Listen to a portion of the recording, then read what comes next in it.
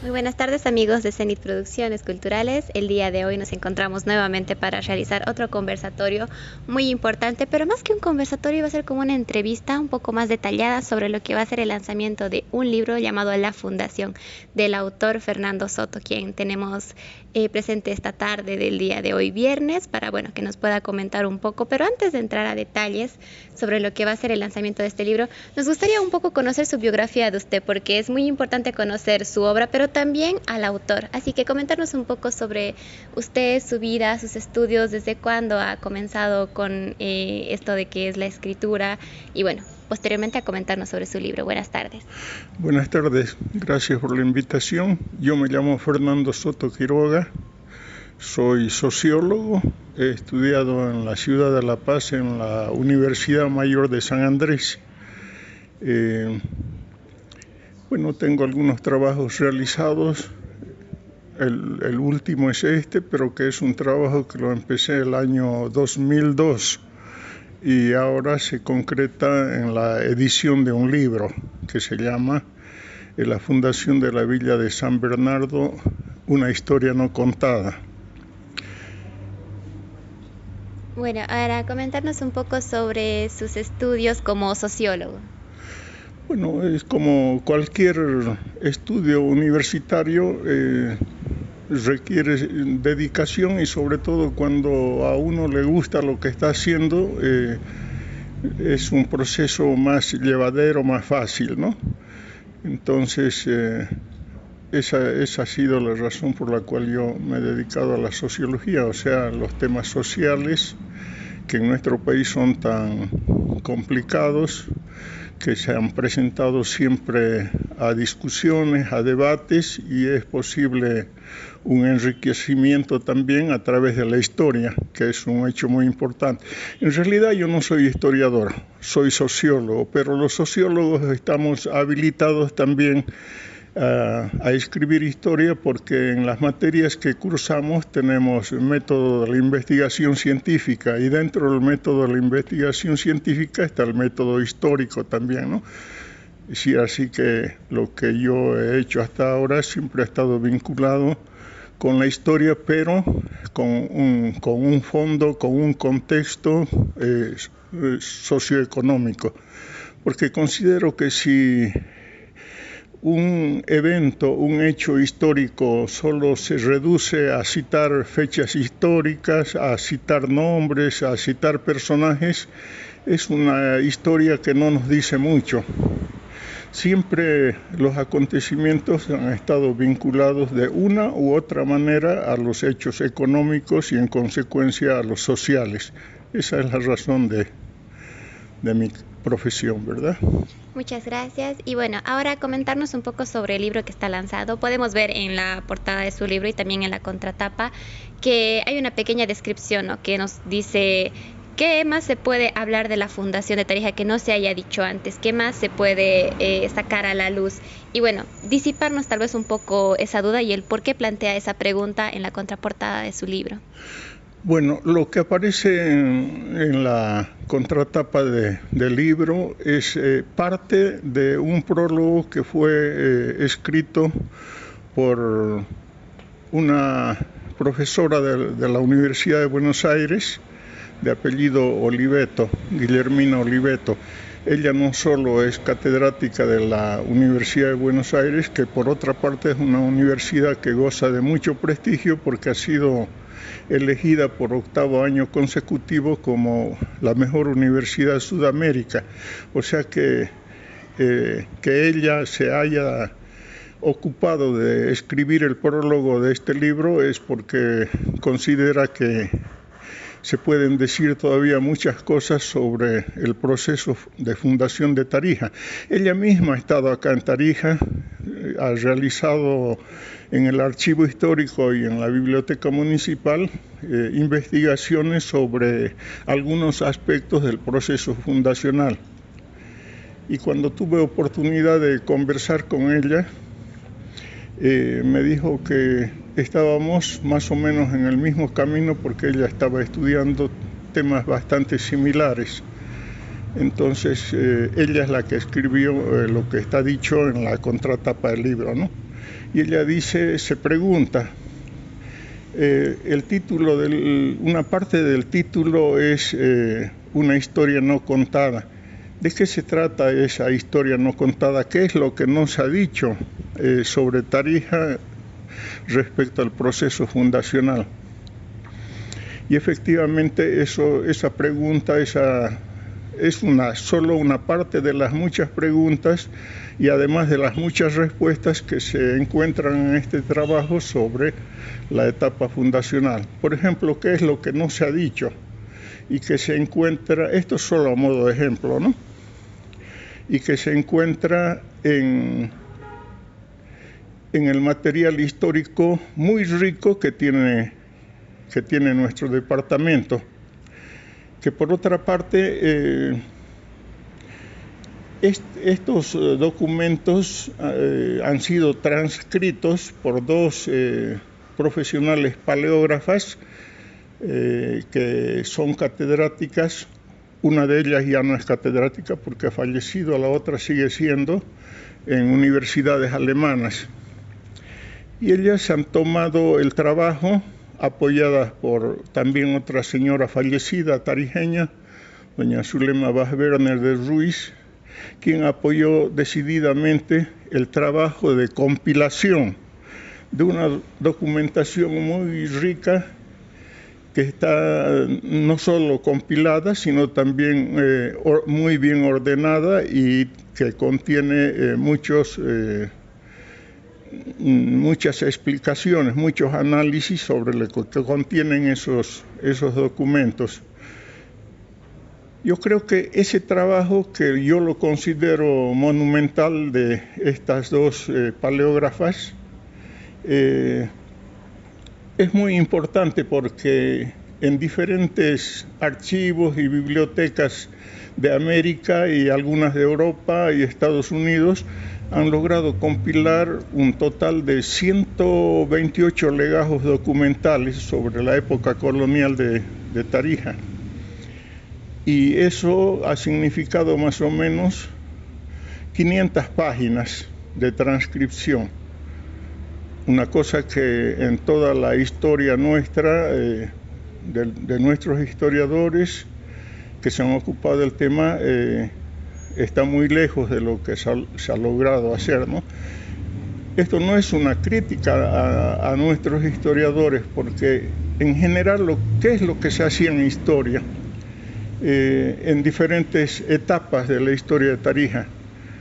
La gente que se ocupaba de estos temas en ocasiones lograba viajar al Archivo de Indias en España, por ejemplo, y para transcribir un documento de los 1500, para que se entienda en el castellano actual, se necesitan profesionales en la materia. Entonces lo que hacían con cierta frecuencia es contratar un paleógrafo, lograr que le transcriban algunas partes de la documentación que encontraban en los archivos, y en base a eso se iba construyendo la historia de Tarija. Pero no se lograba tener una visión global de la problemática, porque es gente que hacía eso por cariño y con sus propios medios, ¿no? Con medios materiales, dinero me refiero. En cambio, la gente profesional goza de otros incentivos. Normalmente responden a universidades o fundaciones que logran financiar estudios de gran aliento, como el que les he citado, que llevan 2 o 3 años de investigación o más para lograr una buena acumulación de ese material. Entonces ha sido un trabajo arduo de nuestros historiadores, difícil y en condiciones muy complicadas, ¿no? Eso es lo que podría decir sobre esa parte. Pero volviendo a la pregunta, al aspecto central, ¿qué cosas nuevas podemos decir todavía? Hay muchas cosas nuevas y seguramente van a haber muchas más, porque en 128 legajos documentales y 500 páginas transcritas surgen incógnitas, preguntas, asociaciones de ideas, en fin, muchos temas. Y uno de los temas que a mí me ha llamado la atención es cómo se va a formar o cómo se va a constituir el hombre tarijeño. Cuando digo el hombre tarijeño lo digo en sentido general amplio, no me refiero al género masculino, al hombre en sí mismo, sino al habitante tarijeño, ¿no? Hombres, mujeres, niños. Sí, de dónde venimos, de dónde salimos, qué somos y qué podemos llegar a ser en el futuro. Eso es importante responder. Y en eso también ha quedado una documentación muy rica que han sido transcritas por estas paleógrafas.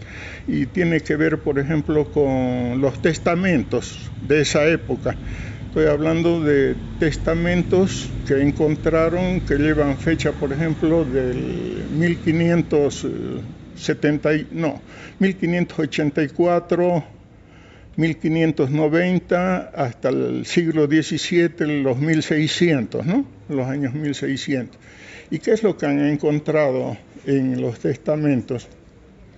A mí me ha impresionado mucho eso porque me ha permitido vislumbrar algunas respuestas a las preguntas que les manifestaba, ¿no? O sea, ¿qué dicen esos testamentos? Por ejemplo, cuando percibe uno de los fundadores que iba a morir, él llama a su albacea para dictarlo o para que él mande a elaborar su testamento. Y él dice así textualmente: yo, Pedro Hernández el Viejo, se llamaba él Pedro Hernández, pero pone Pedro Hernández el Viejo porque habían 3 Pedro Hernández en esa época. Uno el viejo, que era el que estaba para morir, otro Pedro Hernández el joven, y había uno intermedio. Entonces dice: yo, Pedro Hernández el Viejo, español,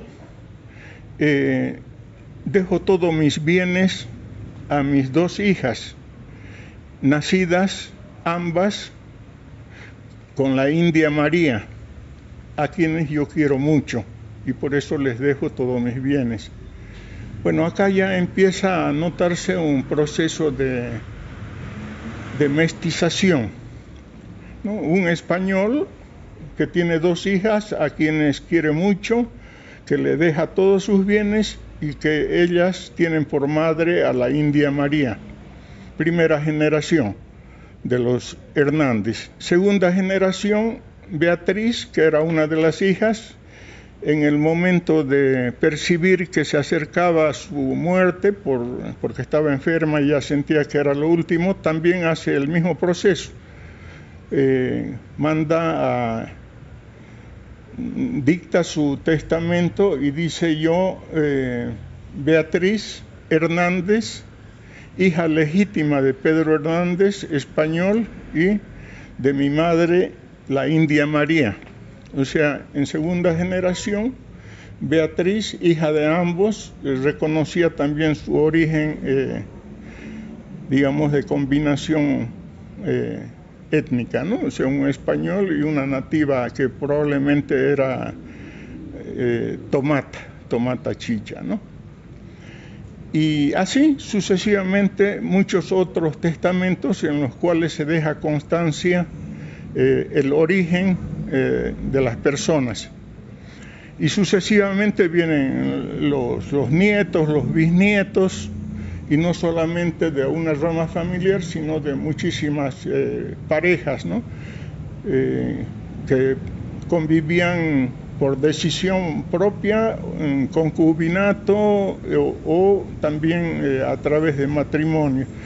¿Y por qué los españoles se casaban o convivían con nativas? Sencillamente porque los que vinieron a fundar Tarija fueron casi en su totalidad hombres, no vinieron mujeres españolas, salvo 2 o 3. Eso no era porque los españoles no deseaban traer a sus digamos, novias, ¿no? O sus parejas, sino porque existían leyes que prohibían que los españoles que venían al Nuevo Mundo traigan sus sus parejas, salvo aquellos que estaban casados y podían traer a sus esposas.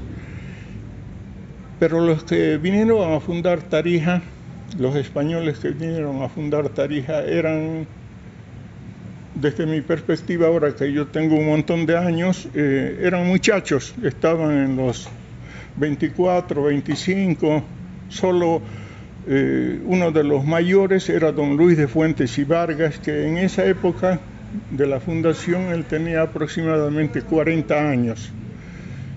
Y había una ley que decía que aquellas personas que ejercían cargos de jerarquía en una determinada región no podían contraer matrimonio con personas del lugar, con mujeres del lugar. Por eso es que don Luis de Fuentes y Vargas nunca tomó una mujer por esposa, ¿no? Eso es lo que se conoce en la historia. Este es uno de los temas que era tabú tocar en discusiones o escribir en libros, porque normalmente lo que siempre pensábamos y todavía se piensa es que el tarijeño es andaluz, ¿no? Que es, digamos, si es de padre y madre española, es lo que en esa época se conocía como criollos, o sea, las personas nacidas de padre y madre español, nacidas en el Nuevo Mundo, o sea, en América, ¿no? Entonces esos eran los criollos, pero como no vinieron mujeres solteras, el criollaje era escaso, ¿no? Pero sí lo que hubo es un proceso de mestización. Ahora, el ser mestizo ha sido durante mucho tiempo, durante muchos años y generaciones, casi una forma peyorativa, ¿no? Es decir, autorreconocerse como mestizo. Pero la pregunta es si no somos producto de un intercambio genético entre americanos, de Abya Yala, si prefieren, y del continente europeo a través de los españoles. Entonces, ¿qué seríamos? ¿Somos anglosajones? ¿Somos romanos italianos? ¿Somos, no sé, las diferentes denominaciones de gente europea? Entonces, lo que nosotros tenemos que tener es conciencia de que el hombre, es decir, el habitante tarijeño viene de un largo proceso de mestización, en el buen sentido de la palabra, ¿no? Sin contenido peyorativo. Por otra parte, los españoles, como se creía normalmente o se cree aún, es que eran ibéricos puros. No, los españoles también son productos de un largo proceso de mestización, porque ¿de dónde surgen los españoles? De la mezcla con godos, visigodos, romanos. También ellos han tenido un proceso de dominación que ha durado 8 siglos, es decir, han dominado el mundo musulmán en España. Por eso hay aún restos de ciudades que tienen mucho del mundo árabe, ¿no? Entonces, ellos mismos, los españoles, no son ibéricos puros, sino son productos, como les digo, de una mezcla amplia de diferentes orígenes. Eso es así, y el mundo en general, el planeta Tierra, es eso, ¿no? Es un proceso muy largo donde, y valga estas aclaraciones y estas referencias al tema, porque nos acercamos al 12 de octubre que se denominaba Día de la Raza. Entonces es un tema actual, ¿no? Y es muy importante abordarlo. Muy bien, muchísimas gracias. Creo que ya tenemos un pantallazo bastante amplio de lo que trata este libro y también cuál ha sido su inspiración. También me imagino que hay muchos detalles más en el libro que, bueno, los vamos a dejar para que, bueno, las personas que deseen conocerlo puedan adquirirlo y, bueno, puedan llenarse también mucho más este conocimiento, que nunca es tarde para aprender algo nuevo. Este libro debe ser un gran aporte también para los estudiantes. Y, bueno, también comentarnos si tiene planeado redactar tal vez otro libro o tiene planes a futuro. Bueno, este libro, con el título que ya les mencioné, va a ser presentado la semana que viene en el anfiteatro del Cabildo. No sabemos exactamente el día de la semana que viene, pero sí se va a hacer, ya hemos hablado, ya está hablado y se está organizando. Entonces, es eso. Y bueno, de un tiempo a esta parte estoy trabajando sobre otro tema que tiene una polémica muy grande, ¿no? Que conlleva una polémica muy grande. Y que también abordarlo tiene sus dificultades, porque resulta ser que siempre hemos hablado, es sobre la lucha de la independencia, ya no tiene que ver directamente con el tema fundacional, aunque indirectamente sí, porque el proceso independentista tiene que ver con la liberación de los pueblos de América respecto a la dominación, a la colonización y a la conquista española. Entonces, acá el tema es de este trabajo nuevo que estoy trabajando, es sobre qué fueron las republiquetas, qué papel cumplieron los que conocemos como héroes tarijeños de las republiquetas, de las guerrillas o de las montoneras, como se llamaba allá por el 1800, ¿no? Siglo XIX o el siglo XVIII, a fines del 1700. Entonces hay muchos temas y que tienen que ver también con haberse encontrado o ahora haberse conocido, que se llaman documentos de origen, ¿no? Documentos donde se pueden encontrar evidencias de determinadas cosas. Entonces hay, digamos, documentos contradictorios de las fuentes primarias rioplatenses, en la cual me refiero al ex virreinato del Río de la Plata, del cual nosotros, como Charcas, lo que hoy es Bolivia, o también Alto Perú en esa época, participábamos de los aspectos teóricos que planteaba ese proceso de independización que llevábamos adelante, ¿no? Entonces hay fuentes españolas que contradicen a las fuentes rioplatenses. Entonces es un tema sumamente rico que espero que en algún momento lo podamos abordar y decir cosas sobre eso, ¿no? Para que se conozca también. Hace poquito, no más de 15 días, hemos tenido un simposio donde han participado varios autores de Tarija, cada uno abordando el tema que se denominaba Nacimiento, Obra y Ocaso o Muerte de Eustaquio Méndez. Entonces ahí hemos intercambiado criterios, opiniones, y lo que se ha avanzado en 2 días de trabajo es muy poco realmente, ¿no? Son trabajos que llevan mucho más tiempo, más discusión, la búsqueda de conclusiones, pero por lo menos hemos empezado. La universidad está promoviendo ese tipo de eventos.